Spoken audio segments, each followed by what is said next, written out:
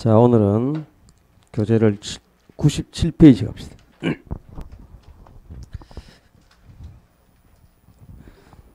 자, 우리 지금 수요 공급 이론 다루고 있습니다. 지난주에 균형점의 이동까지 정리를 했고요. 오늘은 탄력성인데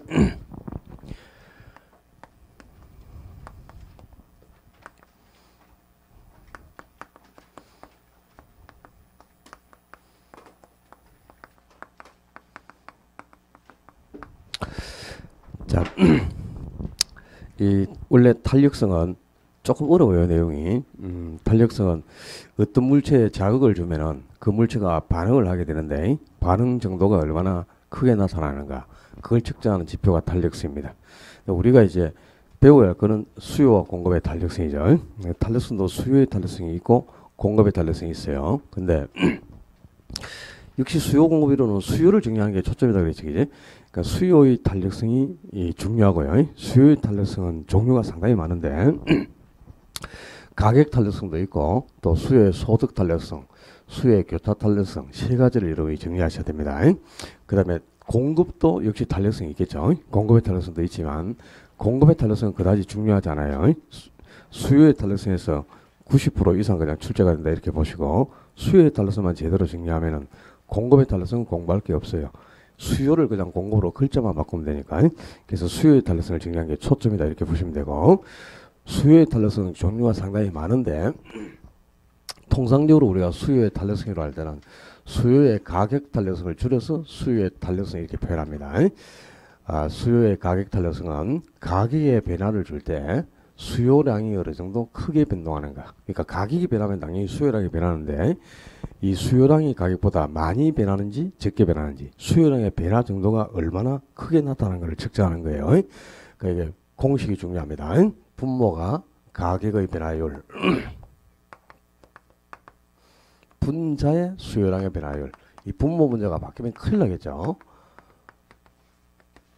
이렇게 분모에 있는 가격이 변할 때 분자에 있는 수요량이 어느 정도 많이 변하는 것을 측정하는 건데, 이게 변화율이잖아요. 비율이니까 이제 비율은 백분율로 표시를 하려면 분모 분자가 또 있겠죠. 그러니까 가격 변화율은 원래 가격에서 가격 변동분이 얼마나 생기느냐 이 말이야. 원래 가격에서 가격이 변화된 정도를 가격 변화율이라고요. 수요량의 변화율은 원래 수요량에서 수요량이 어느 정도 크게 변동했느냐, 원래 수요량에서 수요량이 변동된 정도, 이걸 이제 수요량의 변화율 이렇게 표현하는데요. 그러니까 가격이 변할 때 수요량이 어느 정도 크게 변동하는가, 이걸 측정하는 게 탄력성인데, 가격과 수요량은, 지난주 수요의 법칙은 가격과 수요량이 무슨 관계? 가격이 상승하면 수요량은 감소하고, 가격이 하락하면 수요량이 증가해서 가격하고 수요량이 반비례, 역의 관계에 있는 걸 수요 법칙이라고 그러지, 그지? 그럼 수요 법칙은 이 가격과 수요량이 반비례하니까 가격이 상승하면 수요량은 감소할 것이고, 반대로 이제 가격이 하락한다면 수요량은 증가하겠죠, 그죠? 가격과 수요량이 반비례하는 거니까. 그래서 자, 가격이 만약에 상승하면 수요량은 감소, 가격이 하락하면 수요량은 증가합니다. 그렇다면은 이 가격이 상승하면 상승분은 플러스 값이고요. 또 수요량이 감소하면 감소분은 마이너스 값이 되겠죠. 그리고 또 가격이 하락한다면 하락분이 마이너스 값이고, 수요량이 증가하면 증가분이 플러스 값이 됩니다. 그죠? 그러면 이제 분모하고 분자의 부호가 반대 부호잖아, 이제. 항상 가격과 수요량이 반비례한 게 수요 법칙이니까. 그렇잖아, 그지? 그래서 분모 분자의 부호가 반대라면 이건 항상 음수가 나올 수밖에 없어요. 마이너스 값이, 그지? 그래서 탄력성은 항상 가격과 수요량이 반비례하니까 음수로밖에 계산될 수가 없죠. 그래서 탄력성을 계산할 때는 절대값으로만 탄력성을 계산합니다. 절대값으로 계산하기 때문에 절대값은 부의 부호도 양수하고 똑같이 취급된다는 뜻이죠.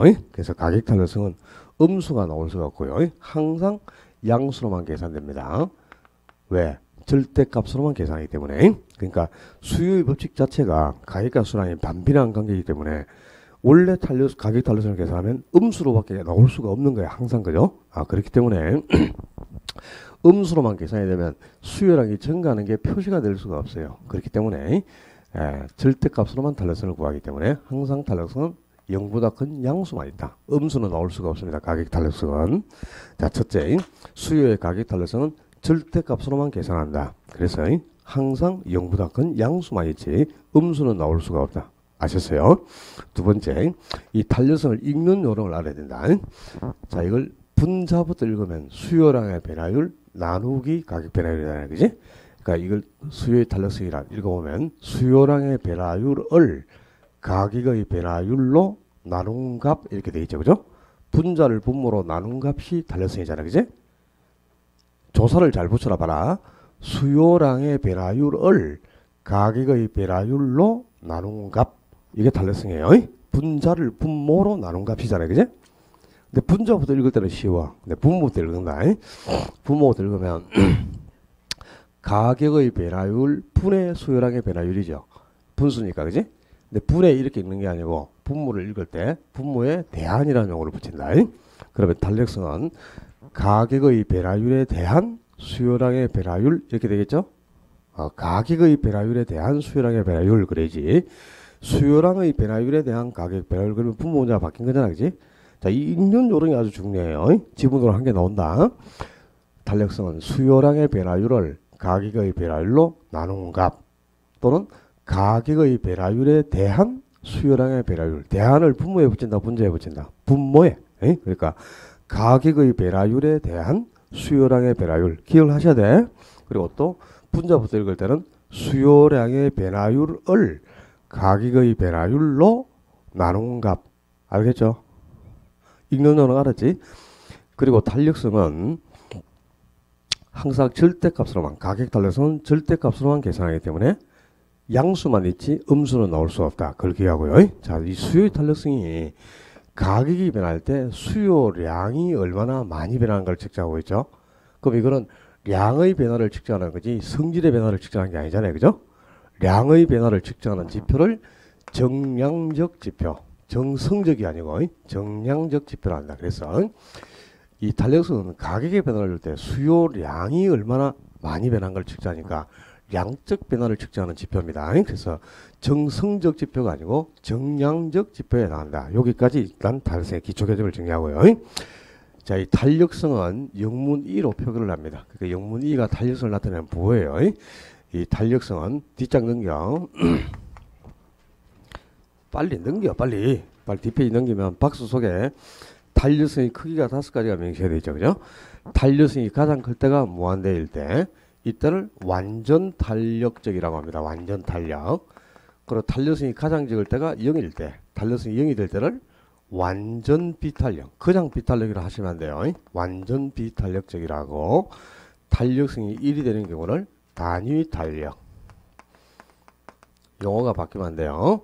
단위 탄력. 그리고 탄력성이 무한대보다는 적어도 1보다 큰 경우가 있고요. 또 탄력성이 0보다는 크지만 1보다 적은 경우가 있습니다.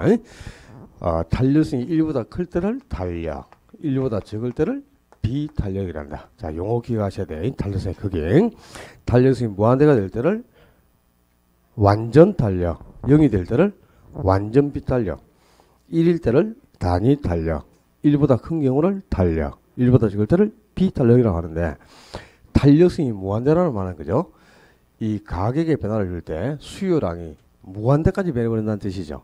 그러니까 가격을 조금만 변화시켜도, 가격을 1원만 변화시켜도 수요량이 무한대까지 변해버린다. 분자가 무한대가 돼야 값이 무한대가 되겠죠. 그죠? 그러니까 이 완전 탄력적인 경우는 가격이 조금만 변화돼도 수요량은 무궁무진하게 무한대까지 변한다. 그런 뜻입니다. 그러니까 수요량의 변화가 가장 큰 경우죠. 무한대까지 변하니까지. 그때를 완전 탄력이라고 하고요. 완전 비탄력인 경우는 이 분모에 있는 가격이 아무리 변화돼도 수요량이 전혀 변화가 없다는 뜻이겠죠. 그러니까 가격이 20% 변했는데 수요량이 전혀 변화가 없다. 가격이 50%가 변했는데도 수요량이 전혀 변화가 없다면 탄력성은 0이 되겠죠. 그죠? 분자의 값이 0이라면 값이 0이 되는 거니까. 그러니까 완전 비탄력인 경우는 가격을 아무리 변화시켜도 수요량은 전혀 변하지 않는다. 수요량의 변화가 전혀 생기지 않을 때를 완전 비탄력. 수요량이 무한대까지 변할 때를 완전 탄력. 그리고 단위 탄력인 경우는 탄력성이 1이니까 가격이 변화한 만큼 수요량도 똑같이 변한다는 뜻이겠죠. 그죠? 가격과 수요량의 변화율이 같다는 뜻이죠. 그러니까 가격이 30% 변하면 수요량도 30%가 변한다. 그래 탄력성이 1이 되겠죠. 그지? 이 가격이 변한 만큼 수요량도 똑같이 변한다는 뜻이죠. 그죠? 가격의 변화율과 수요량의 변화율이 똑같을 때 단위 탄력. 그리고 탄력적인 경우는 탄력성이 1보다 크니까 가격보다 수요량이 더 많이 변한다, 적게 변한다. 많이 변한다는 뜻이죠. 이 분자가 분모보다 커야 1보다 큰 값이 나오고 분자보다 분모가 크면 1보다 적은 값이 나오겠죠. 그죠? 그러니까 가격이 30% 변할 때 수요량이 60%가 변한다. 그럼 탄력성이 1보다 큰 값이 나오죠. 근데 가격이 30% 변할 때 수요량이 15%밖에 변하지 않는다. 그럼 탄력성은 1보다 적죠. 그러니까 탄력성이 1보다 크다는 말은 거지. 가격이 변한 것보다 분자에 있는 수요량이 더 크게 변한다는 뜻이지. 이 수요량의 변화가 더 크다. 가격보다 수요량이 더 많이 변할 때를 탄력. 가격보다 수요량의 변화율이 적을 때를 비탄력이란단 말이야. 그러니까 탄력성은 이 분모에 있는 가격이 변할 때 분자에 있는 수요량이 어느 정도 변하는가를 측정하는데 수요량이 무궁무진하게 무한대까지 변하는 경우를 완전 탄력. 가격을 아무리 변화시켜도 수요량이 전혀 변하지 않는 경우를 완전 비탄력. 가격이 변한 만큼 수요량도 똑같이 변하는 경우를 단위 탄력. 가격이 변한 것보다 수요량이 더 많이 변할 때를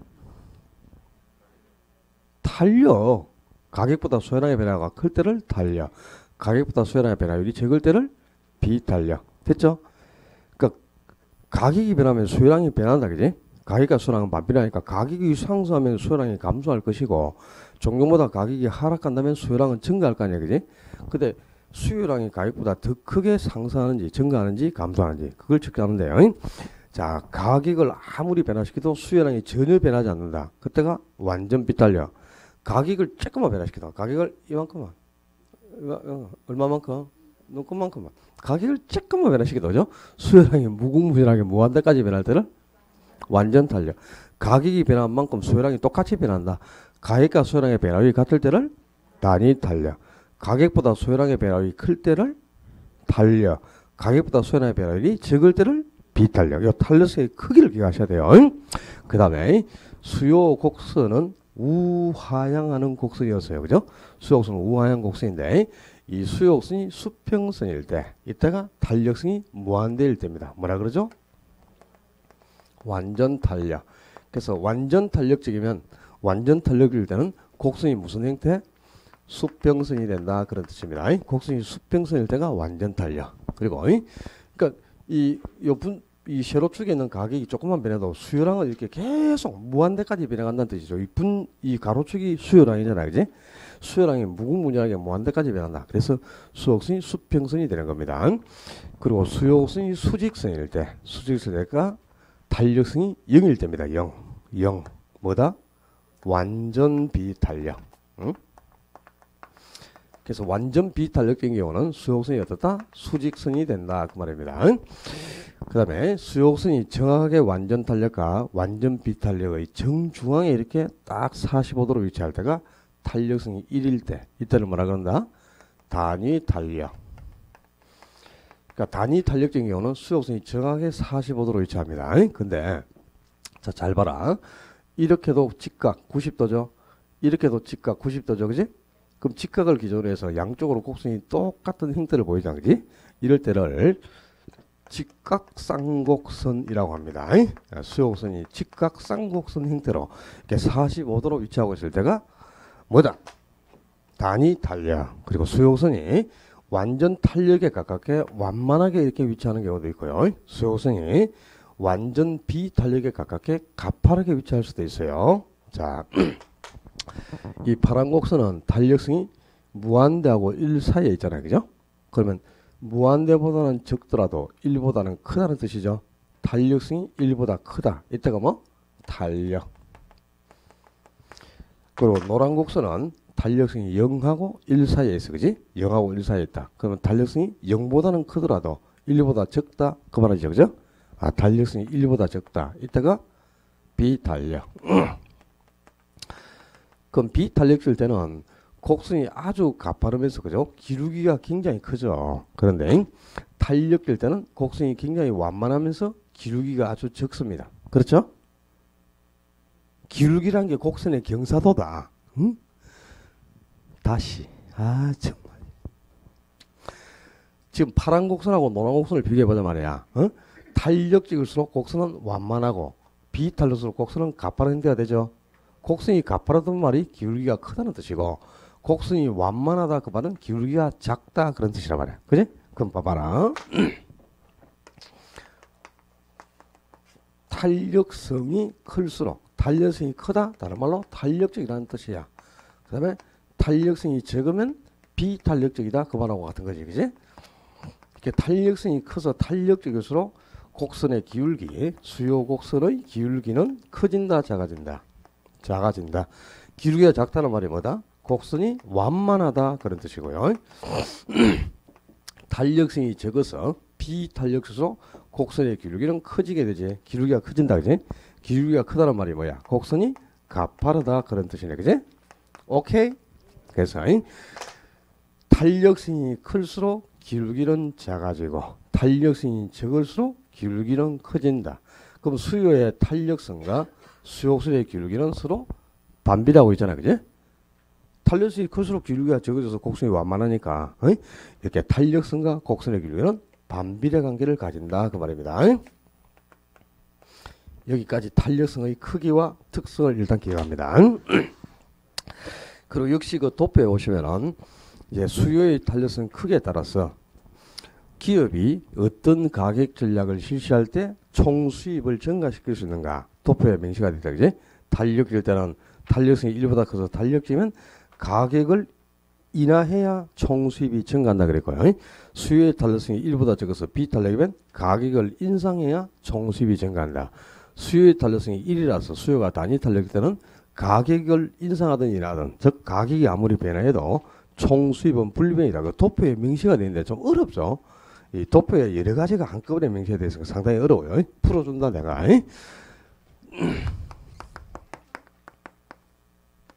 앓는 소리 하지 마라.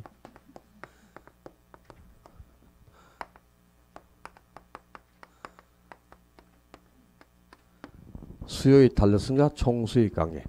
자, 기업의 총수입, 판매인의 총수입은요, 항상 수요의 탄력성에 따라 달라집니다. 공급의 탄력성하고 총수입은 아무 관계가 없어요. 왜 그러냐? 항상 요 수입을 계산할 때 그제 총수입은 가격의 수요량을 곱한 값이 총수입이 됩니다.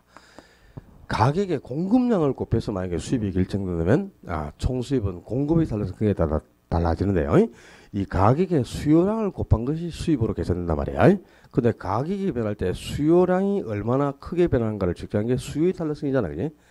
가격이 변할 때 공급량이 얼마나 많이 변하는가를 측정한다. 그러면 공급의 탄력성인데 이 가격과 공급량이 아니고 수요량을 곱해서 수입을 계산한단 말이야. 그래서 가격이 변할 때 수요량이 얼마나 변하는가를 측정하는 게 수요의 탄력성이잖아요. 그래서 총수입은 항상 수요의 탄력성 크기에 따라 결정이 되는 거지. 공급의 탄력성하고 총수입은 아무 관계가 없어요. 오케이?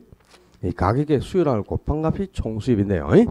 자, 첫째, 수요의 탄력성. 자, 수요의 탄력성이다. 공급이 아니고 수요의 탄력성이 1보다 크다. 이때를 뭐라 그러죠? 탄력적이라고 한단 말이야. 수요의 탄력성이 1보다 적은 경우를 비탄력. 조금 전에 다 했잖아 여기에. 다 했잖아 여기. 그지? 젠장 참. 수요의 탄력성이 1이 되는 경우를 지금 밖에 문을 열면 눈발이 날리고 있어요. 그죠? 대구에 눈 구하기 어렵잖아. 그지? 오늘 모처럼 눈이 오네. 그죠? 제가 참 눈을 좋아하는데 눈이 막잖아요. 하얗고. 나중에 쌓이고 나서 치우기를 힘들 때도 내릴 때는 얼마나 기분이 좋습니까? 그지? 오늘 기분 좋은 날이다. 밝게 하자. 그리고 오늘 또 한 주의 첫날 아닙니까? 오늘 그 월요일. 그죠? 한 주의 시작인데 상큼하게 기분 좋게 한 주를 시작해야 1월까지 쭉 즐겁게 한 주가 간단 말이야. 그지? 웃어. 응? 짜증내지 말고. 그죠? 또 오늘 뭐 이해가 안 되는 게 있으면 다음에 또 이해가 될 때가 오겠지. 그죠? 1년 내내 배울 건데 뭐. 안 그래요? 하루 뭐 한 번에 다 듣고 뭐 완벽하게 뭐 되는 게 있겠나. 그죠? 오늘 계산도 좀 해봐. 오늘 저 프린트물 한 장씩 들고 들어왔지? 프린트물. 오늘 그 우리 교재가 이게 계산 문제가 너무 빈약하게 수록되어 있어가지고 계산 문제가 이제 4분의 1이나 출제되는데 너무 계산 문제가 없어가지고 제가 좀 문제를 만들어갖고 기출 문제들 뽑아갖고 왔으니까 나중에 계산 문제도 좀 풀어야 되고 오늘 좀 머리 좀 아프다. 괜찮아요. 남들이 다 하던 거야. 알았죠? 다 선배 합격자들이 다 했던 거니까 다 알 겁니다. 자, 수요의 탄력성이 1이 될 때는 뭐라 그러죠? 단위 탄력. 그럼 탄력성이 0일 때를 완전 비탄력, 무한대일 때를 완전 탄력이라는데요. 완전 탄력적인 경우나 완전 비탄력적인 경우는 총수입이 어떻게 변하는지 알 필요 없어요. 거기까지는 알려고 하지 말고 세 가지 포인트에 대해서만 기억을 하시면 됩니다. 자, 수요가 탄력일 때는 기업에서 총수입을 증가시키기 위해서는 무조건 가격을 인하해서 저가 정책을 써야 됩니다. 그래야 수입이 증가하게 됩니다. 만약에 수요가 탄력적인데도 불구하고 가격을 인상한다. 가격을 인상해서 가격이 상승한다면 수입은 감소하게 되는 거야. 그러니까 반드시 수요가 탄력되는 가격을 인하해야 돼. 저가 정책을 써야만 총수입이 증가하고, 수요가 비탄력되는 가격을 인상해야 합니다. 가격을 인상해서 고가 정책을 실시할 때 총수입도 증가하게 되는 거예요. 그리고 수요가 단위 탄력일 때는 가격을 인상하든 인하든 간에 가격이 아무리 변하더라도 총수입은 항상 불변이 됩니다. 불변.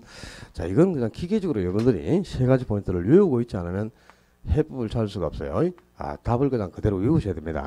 수요가 탄력되는 가격을 인하해라. 그래야 수입이 증가하고, 수요가 비탄력되는 가격을 인상해야 수입이 증가합니다. 자, 제가 그래프를 그려서 수입이 어떻게 변화되는지를 설명을 드리겠지만, 그죠?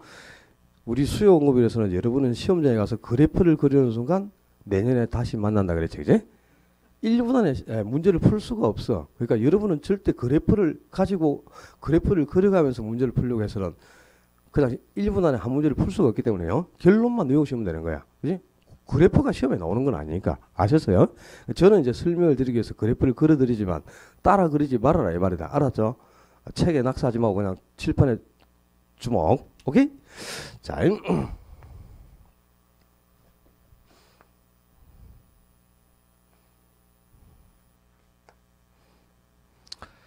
자, 먼저 수요가 탄력적인 경우입니다. 수요가 탄력적인 경우, 탄력성이 1보다 크다. 그 다음에 또 수요가 비탄력적인 경우, 탄력성이 1보다 적다. 그리고 수요가 단위 탄력적인 경우, 탄력성이 1인 경우다. 그지? 네, 세 가지 경우가 있는데, 수요가 탄력적이라서 탄력성이 1보다 크면 수요 곡선은 완만하다, 가파르다. 탄력성이 1보다 커서 탄력적이면 수요 곡선은 완만하고, 탄력성이 1보다 적어서 비탄력적이면 수요곡선은 가파른 형태를 보인다 그랬잖아요. 그죠? 그럼 탄력적이라면 수요곡선은 완만할 거야. 이렇게. 그죠? 곡선이 완만하겠지. 비탄력적이라면 곡선이 가파르겠죠.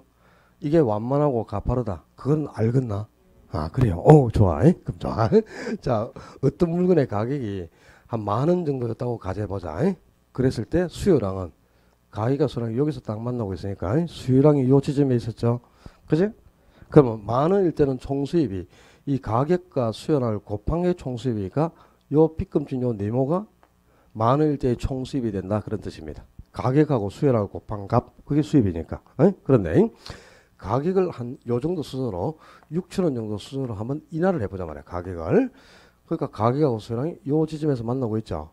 그럼 수요량이 Q1 요 상태에 있었다는 거다. 그럼 6,000원일 때의 총수입은 요 가격하고 수요량을 곱한 요 아래 네모 면적이 6,000원일 때의 수입이다. 이런 뜻이다. 그지? 그럼 봐라. 요 지금 이 빗금진, 노란 빗금진 부분은, 그지? 요 빗금진 부분은 10,000원일 때의 총수입에도 해당하고 6,000원일 때의 총수입에도 해당하죠. 그럼 이건 공통수입이라고. 10,000원일 때와 6,000원일 때 공통수입. 그럼 이 공통수입을 빼버리면 결국 10,000원일 때는 총수입이 요 1번 면적, 요 위에 네모 면적, 요거였다는 뜻이죠. 근데 6,000원으로 일하니까 2번 면적으로 변한 거예요. 아래 네모 면적으로. 1번하고 2번 중에 면적이 뭐가 크죠? 2번이 크다는 걸 알 수 있죠. 그죠? 그래서 이렇게 수요가 탄력적이고 수요성이 완만할 때는 가격을 인하해야 수입이 1번에서 2번으로 증가한다. 이런 뜻입니다. 만약에 수요가 탄력적인데도 불구하고 가격을 인상해버린다. 6,000원에서 10,000원으로. 그럼 수입이 2번에서 1번으로 변하겠죠? 그럼 수입이 오히려 감소하는 거잖아. 그지? 그래서 수요가 탄력일 때, 수요성이 완만할 때는 어떻게 해라? 가격을 인하해라 말이야. 그래야 수입이 1번에서 2번으로 증가한다는 뜻이죠. 그죠? 오케이? 두 번째, 수요가 비탄력 때는 가격을 인상해야 되는데, 자, 가격이 6천일 때의 수입을 한번 계산해 본다. 6천일 때는 이 가격과 수요량이 여기서 만나고 있으니까 수요량이 요 지점에 있어서 그럼 가격과 수요량을 곱한 요 아래 네모 면적이 6천일 때 수입이 되겠지. 근데 만원으로 가격을 인상해 본다. 가격이 상승하면은 가격과 수요량이 요 지점에서 만나고 있으니까 수요량이 요 상태에 있었단 말이야. 그지? 그럼 이 가격과 수요량을 곱한 요 앞에 있는 네모 면적이 만원일 때 수입이 되겠죠. 그럼 자 봐. 역시 또 요 비금진 영역은 6천일 때의 총수입에도 해당하고 만원일 때의 총수입에도 해당하죠.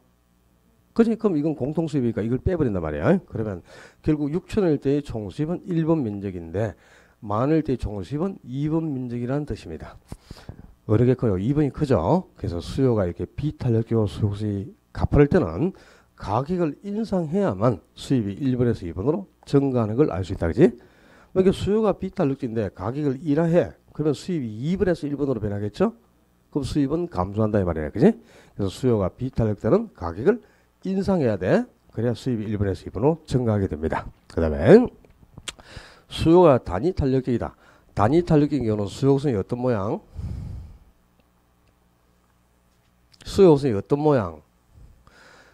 직각 쌍곡선 형태를 보일 때가 단위 탄력적이다 그랬네. 정확하게 45도로 이렇게 위치할 때, 그지?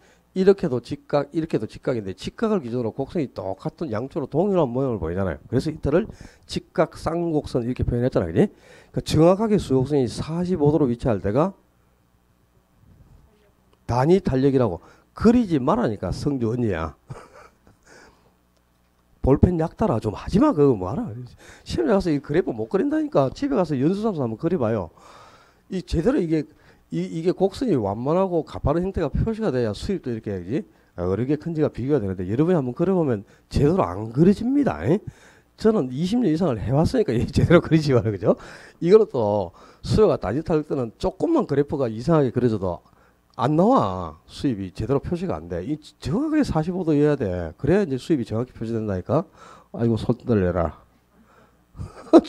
조금 틀리면 안 돼, 이게. 가자.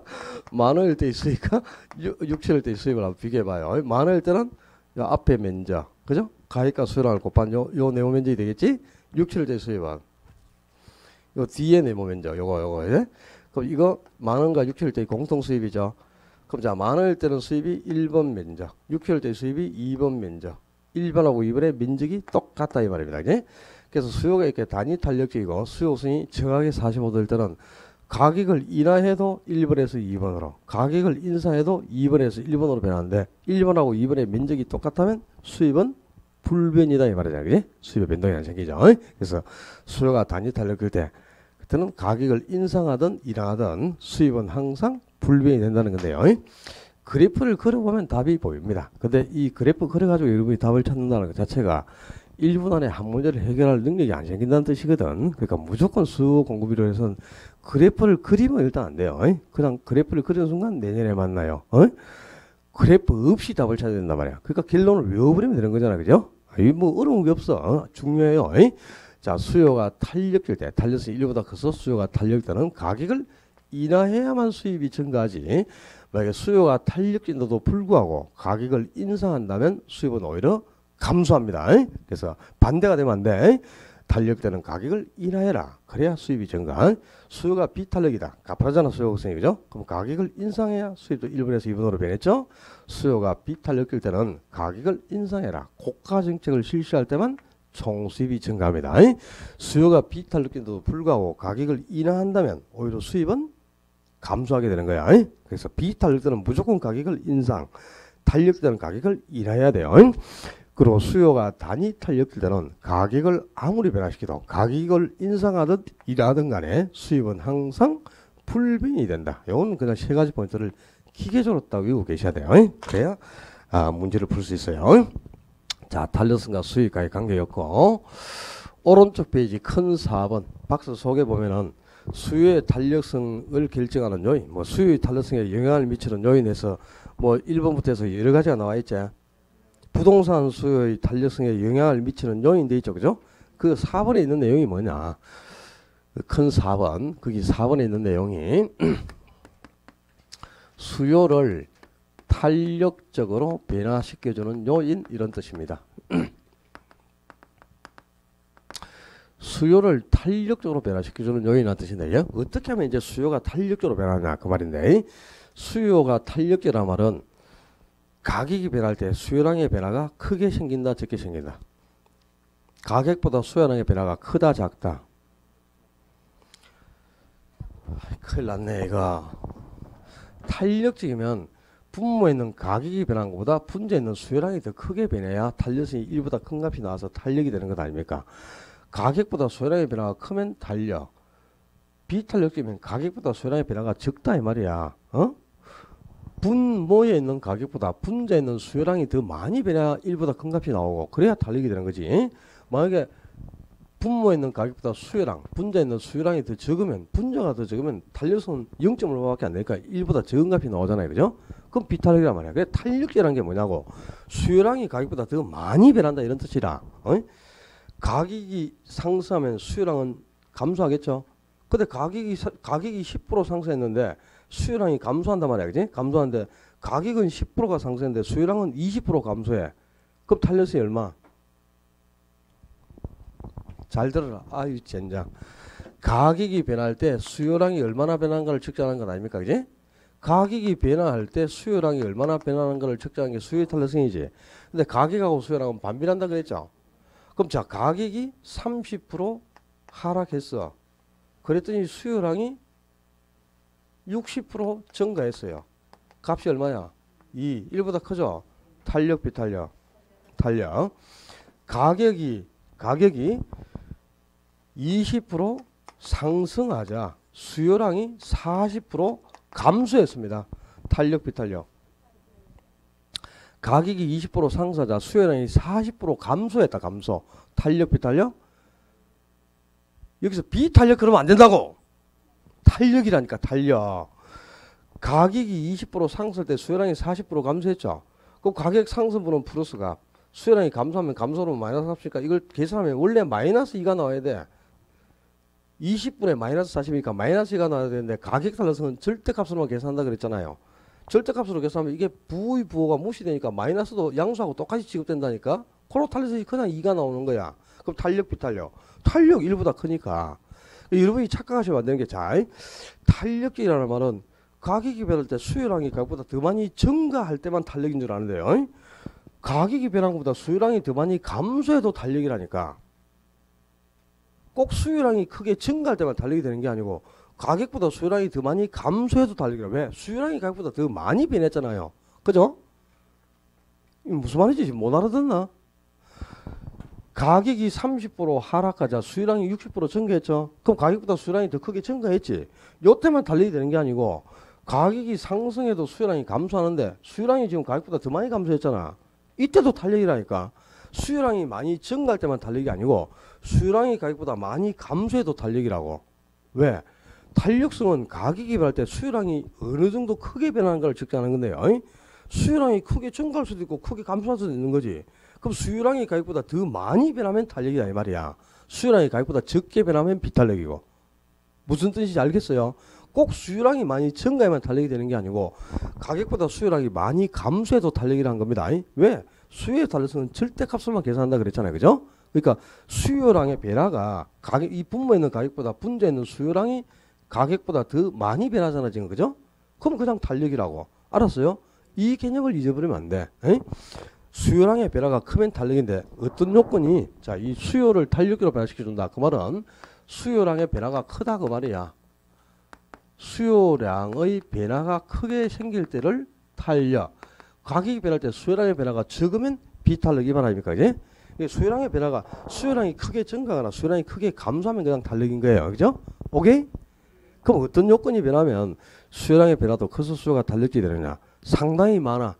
줄을 치면서 없으면 받아 적고, 거기 1번에서 뭐 번호가 뭐 9개, 10개 있을 건데, 그죠? 책에 거의 다 나와 있어요. 근데 없는 것도 있으니까 없으면 적고. 자, 첫째는 어떻게 하면 수요가 탄력이 되느냐? 대체재가 많을수록 수요는 탄력적이다. 첫째, 대체재가 적은 게 아니고 대체재는 많을수록 수요가 탄력. 두 번째, 기간은 장기일수록, 단기보다는 장기일수록 수요가 탄력. 세 번째, 용도는 다양하고 용도 전환이 쉬울수록 수요가 달려. 그 네 번째, 규제는 완화할수록 수요가 탄력적이다. 다섯 번째, 상업용, 공업용 부동산보다는 주거용 부동산이, 주거용이 상공용보다는 수요가 탄력적이다. 여섯 번째, 전체적으로 보면 부동산은 수요가 매우 비탄력인데 그 전체적인 부동산을 세분하면 할수록, 규모를 나누면 나눌수록, 세분할수록 수요는 탄력적이다. 일곱 번째, 개별 수요제의 수요를 전부 합친 것이 시장 수요라고 그랬죠.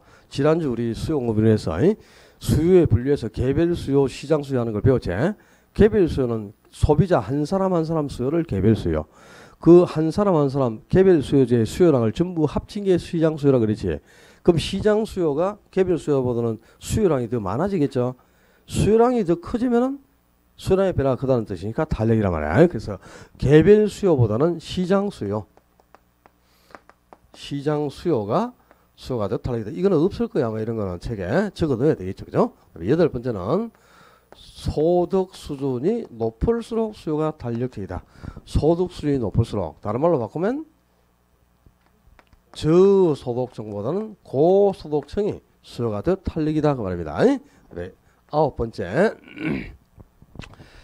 생활 필수품보다는 사치품일수록 수요가 더 탄력적이다. 사치품일수록, 다른 말로 바꾸면 투자재보다는 투기재일수록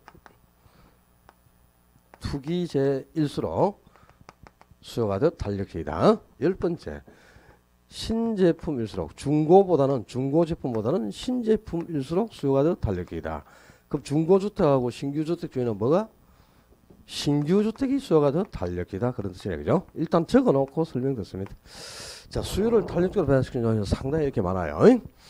대체재가 많을수록 수요가 탄력적이다 그랬는데, 대체가 많은 상품은 해당 상품을 조금만 가격을 변화시켜도 수요량이 큰 폭으로 변해요. 참이슬 대신 먹을 수 있는 소주 아는 대로 얘기해 보시오. 대구 사람들 뭐 먹노? 참소주. 저기 부산 가면 뭐 먹어요? 시원. 그지? 경남, 울산 가면 뭐 먹어요? 좋은데이. 다 먹어봤지? 그지? 저기 충청도 가면은 또 그죠? 청정소주, 시원하고 달라요. 이 시원은 대선소주에서 나온 거, 그 부산 사람들이 먹는 거고요. 요거는 충청도 사람들이 먹는 소주입니다. 충청 가면 또 리인이라는 것도 있어요. 저 전라도 가면 보혜도 있고, 그지? 뭐 소주가 뭐 한두 가지인 줄 알아. 처음처럼도 있고, 그지? 많죠. 레몬소주, 지랄소주, 벨소주 다 있지. 그럼 자, 죄송합니다. 소주가 한 병에 전부 1,000원씩이라고 가정하자. 한 병에 1,000원씩이라고 가정하자. 근데 이 참이슬만 소주 가격을요 1,300원으로 인상해서 1,000원에서, 그럼 가격 몇 프로 상승했어?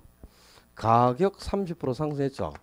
근데 참이슬 대신 먹을 수 있는 대체재는 풍부하게 많죠. 그러니까 참이슬만 가격을 1,300원으로 30% 인상하면 그죠? 아무도 참이슬 안 사 먹어. 다 참소주라든가 좋은 데 사 먹지, 그지? 참이슬 가격 30% 상승하니까 참이슬 아무도 안 사고 전부 다른 거 사 먹는 말에 대체재가 풍부히 많으니까. 그러니까 참이슬의 수요량은 60%, 90%, 200%씩 막 감소해버려. 그럼 가격이 30% 상승했을 때 수요량이 60%나 변했다. 탄력성이 1보다 훨씬 크죠? 탄력 비탄력. 탄력이다 이 말입니다. 그래서 대체재가 많은 상품은 해당 상품 가격을 조금만 변화시켜도 전부 대체재를 구매해버리니까 해당 상품의 수요량은 아주 큰 폭으로 변합니다. 그래서 대체재가 많을수록 수요는 탄력. 대체재는 뭐 많아야 돼. 적은 게 아니고. 두 번째, 기간은 장기일수록 수요가 탄력인데 한번 생각해봐요. 자, 한 달 동안 소비하는 양하고 1년 동안 소비하는 양하고 뭐가 더 수요량이 크겠어? 소비자들이 똑같이 1,000명 있다고 가자자. 그럼 1,000명이 물건을 사들일 때 하루 동안 사는 양하고 1년 동안 사는 양은 1년 동안 사는 양이 훨씬 더 많겠죠. 그럼 기간이 장기일수록 수요량의 변화가 커지잖아. 당연히 탄력이 되겠죠. 그죠? 기간은 단기보다는 장기일수록. 지난주에 나왔었어. 공급 곡선도 단기 공급은 비탄력이고 장기가 탄력이라고 했거든. 그래서 수요든 공급이든 단기는 비탄력, 장기가 탄력이다. 지난주에 했습니다. 그 다음에 용도가 다양하고 용도 전환이 쉬울수록 당연히 수요가 탄력이 되는데요. 분필의 용도는 무슨 용도? 판서용. 한 개밖에 없지. 그럼 이걸 판서용으로만 구매를 하겠죠. 그죠? 근데 이걸 용도를 다양화시켜 가지고 판서용으로도 분필을 사용하고 우리 필기용으로도 분필을 사용할 수 있도록 만들고요. 또 컵라면 먹을 때 젓가락용으로도 분필을 사용할 수 있도록 용도를 다양화시키면 여러 가지 용도로 분필을 사드리겠지. 그럼 수요량의 변화가 크겠죠. 그런 용도와 다양하고 용도를 다양하게 변경할 수 있도록 용도 전환이 쉬울수록 수요량의 변화. 그래서 수요가 달리게 된다고 말이야. 그 다음에 규제를 완화할수록 당연히 사드리려고 하니까, 그지? 이 규제, 공적 규제가 완화되면 수요가 증가하는 요인이 된다 그랬지, 지난주에. 수요가 증가할수록 수요량의 변화가 크니까 당연히 수요가 탄력적으로 변하겠죠. 그리고 요게 중요해요. 상공업용보다는 주거용이 수요가 더 탄력인데요. 상업용이나 공업용은 대체가 전혀 없어. 상가나 공장을 대체할 상품은 전혀 없습니다. 전혀 대체제가 없는데 주거용은 대체제가 조금이라도 있어. 아파트 사러 갔다가 없다? 단독주택을 살 수도 있고 빌라를 살 수도 있고요. 연립주택을 살 수도 있잖아요. 그죠? 근데 대체제가 전혀 없는 상공업용보다는 주거용은 대체제가 조금이라도 있기 때문에요. 대체제가 많을수록 수요가 달리라 그랬지. 그로 대체제가 전혀 없는 상업용 공업용에 비해서는 주거용이 그래도 수요가 더 탄력적이다 이 말입니다. 착각하시면 안 된다. 잘 들어야 돼. 부동산은 수요도 비탄력이고 공급도 비탄력이에요. 수요도 비탄력, 공급도 비탄력인데 여러분이 주거용이 탄력이다 그러니까 주거용 부동산은 탄력적이고 상공용은 비탄력이다 이렇게 기억하시는데 그게 아니고 주거용도 비탄력, 상업용도 비탄력, 공업용도 비탄력, 농업용도 비탄력 다 비탄력이야. 부동산은 다 비탄력인데 상업용, 공업용에 비해서 주거용이 조금 더 탄력적이다 이런 뜻이지. 주거용만 탄력이고 다른 부동산은 비탄력이다 그런 뜻은 아니다 이 말입니다. 뭔 의미인지 알았나? 부동산은 수요가 모두 비탄력이에요. 주거용도 비탄력입니다. 그러나 상업용, 공업용보다 주거용이 조금 더 탄력이다 그 말이야. 어떤 의미인지 알았어요? 주거용이 대체제가 조금이라도 있기 때문에 대체제가 좀 더 있는 주거용이 상공용과는 탄력이고요. 부동산은 세분하면 할수록 탄력이 되는데요. 규모가 클수록 비탄력입니다. 우리 전체적인 부동산은 아주 비탄력이죠. 자, 우리 이 건물이 있잖아, 그지? 10층 건물이거든. 이 10층짜리 건물은 그죠? 자, 보증금 50억에 월세 5천만 원. 이렇게 딱 써가지고 10층 전체를 세를 놓으려고 임대 써 붙인다. 개도 안 차서 옵니다. 그죠? 이 50억에 5천만 원 주고 세어 들어오는 사람 있겠나 말이야. 없지. 근데 이걸 이제 세분해가지고, 그죠? 층수를 딱 나눠요. 1층도 나누고 또 쪼개고 이렇게 해가지고. 지금 우리 5층도 우리만 있는 게 아니잖아. 그죠? 이렇게 세분해가지고, 이걸 다 이렇게 나눠가지고, 조금씩 이렇게 나눠가지고, 그죠? 뭐, 보증금 5천만 원에, 월 300만 원. 이렇게 써붙이면 금방 임대가 다 되죠. 그죠? 그러니까 전체적인 덩어리로는 수요량의 변화가 안 생겨요. 규모가 워낙 크니까. 그러니까 수요가 아주 비탄력인데 이걸 나누잖아. 세분하면 할수록 금방 임대가 다 되잖아요. 수요량의 변화가 커진다는 뜻이지. 그래서 부동산은 규모를 이렇게 용도나 규모에 따라 세분하면 할수록 수요량의 변화가 커서 탄력이 되죠.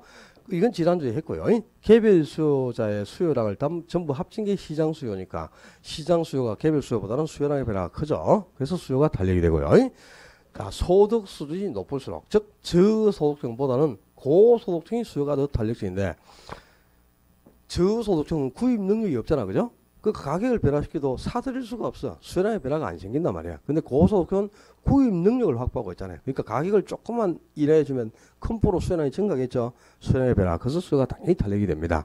자, 이게 중요하다. 사치품일수록, 그러니까 생활 필수품보다는 사치품이, 즉 필수품, 생활 필수품인 투자재보다는 사치품인 투기재가 오히려 더 수요가 달리게 되는데 이게 조금 내용이 어려워요. 여러분들 이야기가. 자,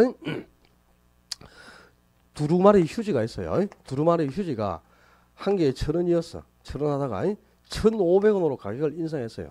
그럼 가격 몇 프로 상승했어? 50%나 가격 상승했죠. 그죠? 두루마리 휴지 가격이 50%나 올랐구나. 아이고 이제 전혀 휴지를 사용하지 못하고 전부 손가락으로 닦자. 이래가지고 휴지를 아무도 안 사서 그래가지고 휴지 수요량이 100%가 감소해버린다. 그렇다면 탄력성이 일보다 그러니까 탄력이 되겠죠. 그럴 수가 없느니라. 휴지 가격이 50% 올라도요. 어차피 휴지 사 쓴다. 그죠? 그럼 가격이 50% 상승했지만 휴지 수요량은 아마 10% 정도도 채 감소를 안 할걸요. 생활 필수 어차피 사용을 해야 되니까. 그지?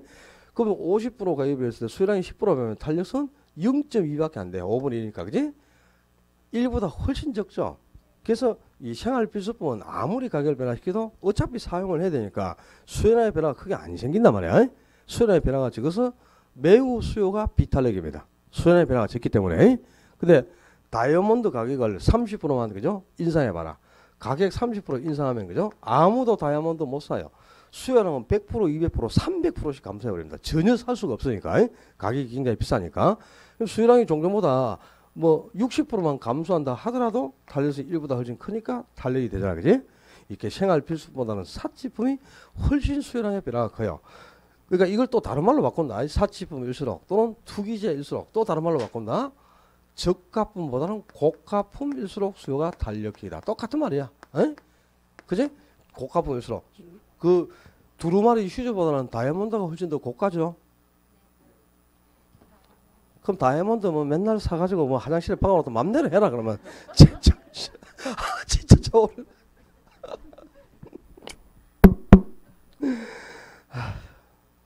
똑같은 말입니다. 그러니까 저가품보다는 고가품일수록 수요가 탄력.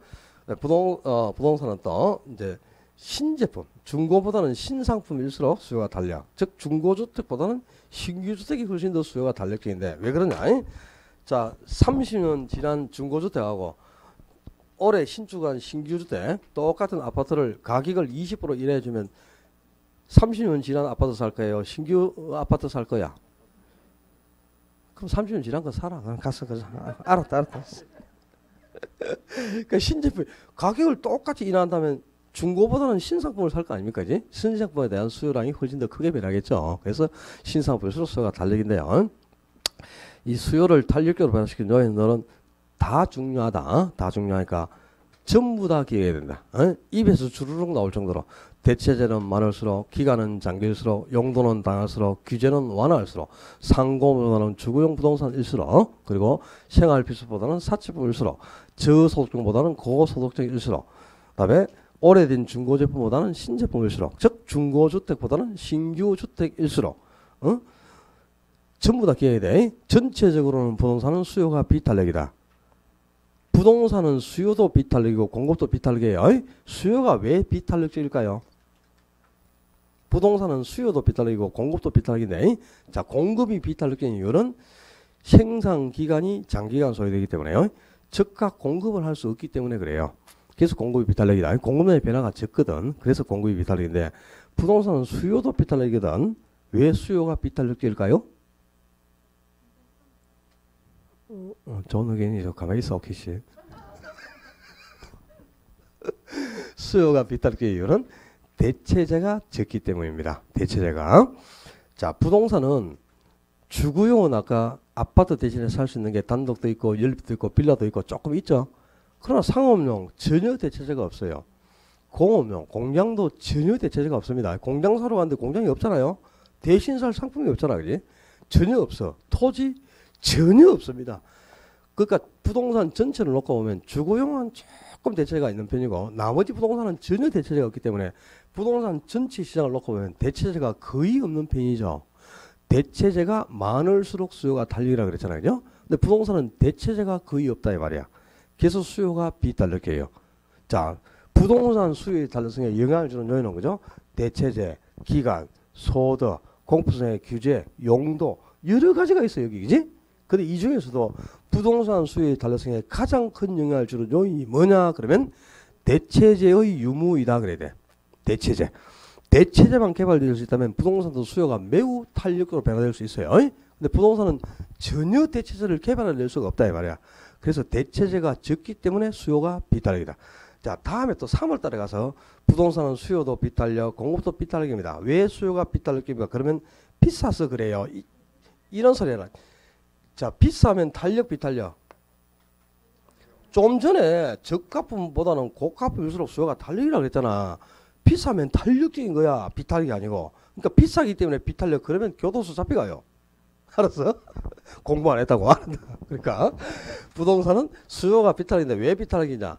대체재가 적기 때문이다. 그래서 부동산 수요의 탄력성에 가장 큰 영향을 주는 요인이 뭐냐? 그러면 대체재의 유무이다 그래야 돼. 응? 대체재가 있느냐 없느냐. 야, 그 대체재의 유무가 수요의 탄력성에 가장 큰 영향을 주는 요인이다. 이렇게 기억해 놓고 제가 지금까지 이제 수요의 탄력성 중에 수요의 가격 탄력성에 대한 기본 개념을 정리했습니다.